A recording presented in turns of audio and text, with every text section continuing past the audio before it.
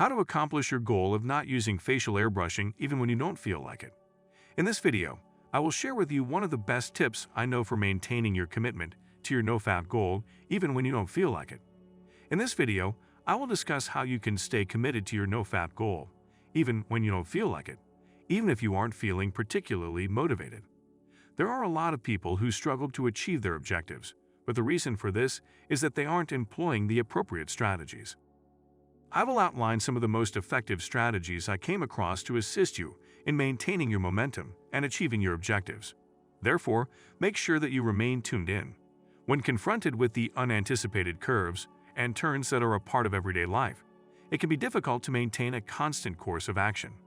However, research has shown that persistence is essential in order to accomplish one's goals.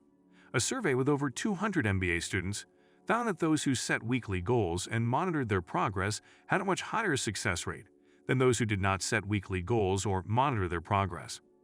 The general rule of thumb can also be applied to other spheres of study. People who consistently exercise and eat healthfully have a better chance of achieving their fitness or weight loss goals. For instance, everything points to one conclusion, and that conclusion is that consistent effort is required for success. You will be successful if you plan out what you want to accomplish and put effort into doing so. And I am aware that there are times when it might feel as though there are so many choices available that there is no obvious way to proceed. When there are an excessive number of choices, it is very simple to feel bewildered and disoriented. But people gain power when they have freedom and choice. When we make our own decisions, we assume responsibility for our lives and determine the path that we wish to follow. We are no longer at the mercy of those around us or the environment in which we find ourselves. On the other hand, it is up to us to decide what will occur to us in the future, when we allow ourselves the freedom to choose. We give ourselves access to a vast array of possibilities we have the ability to develop personally, and we can fashion our lives in the manner in which we envision them.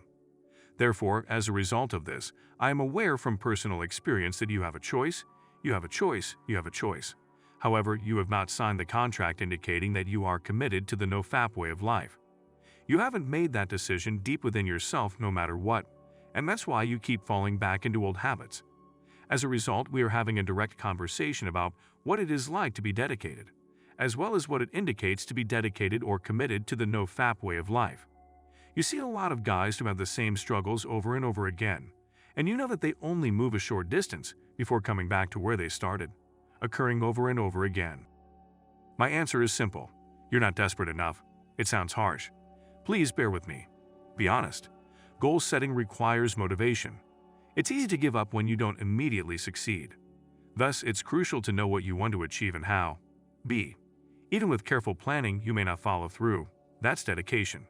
If you want Nofap cool, you'll keep going even when it's hard.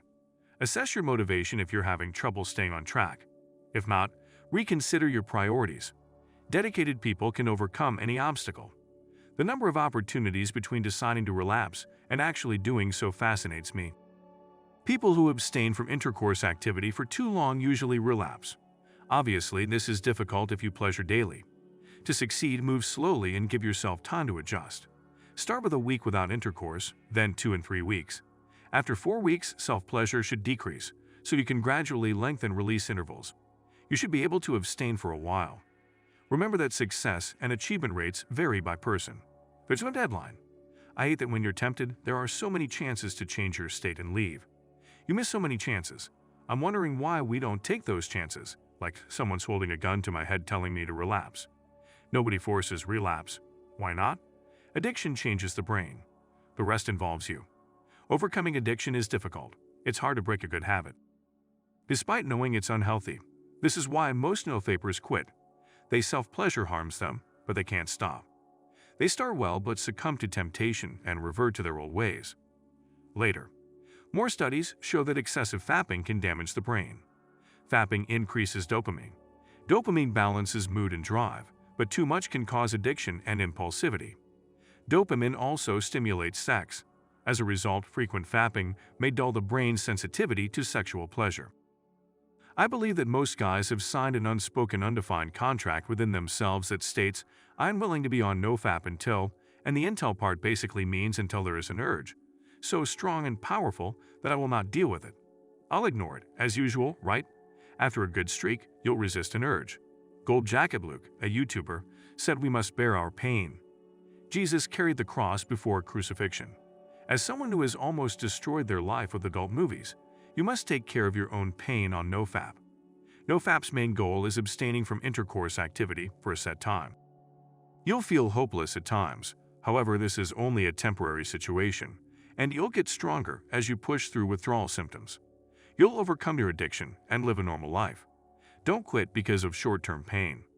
The long-term benefits are worth the effort, but you must bear the short-term suffering on Nofap. Let me explain. During my first month without Fap, resisting my urges caused insomnia every night. I sacrificed sleep. If you know me, you know I love sleep, make it a priority, and would sit with those urges and suffer for at least a month. I finally accepted my insomnia and sat through it, knowing this was the price. I was willing to give up convenience and my favorite things to beat my addiction, so I know there is a cost. You have chosen to live a no-fap lifestyle regardless of the consequences. You keep reverting because you haven't really decided. I remember thinking, I just want to look at adult content again. After a particularly bad no-fap relapse. I enjoyed myself then. That's to demonstrate that some of us need to be honest with ourselves. Do we want to give up something so enjoyable? Or are we just committing to giving it up internally? Living life requires more than words. You'll do anything and suffer if you commit to no-fap. The worst that can happen is an urge. That's it. Headaches are inevitable. Insomnia is fine. But those things are a small price to pay for a lifetime of freedom from your biggest control. Instead of rambling, I'll leave that in the video. Ask yourself, am I committed to this? Is it just my dedication? No-fap has mental and physical benefits, which you may not know. To help us, please watch this video. Please subscribe and send this video to anybody you think will benefit from it the most.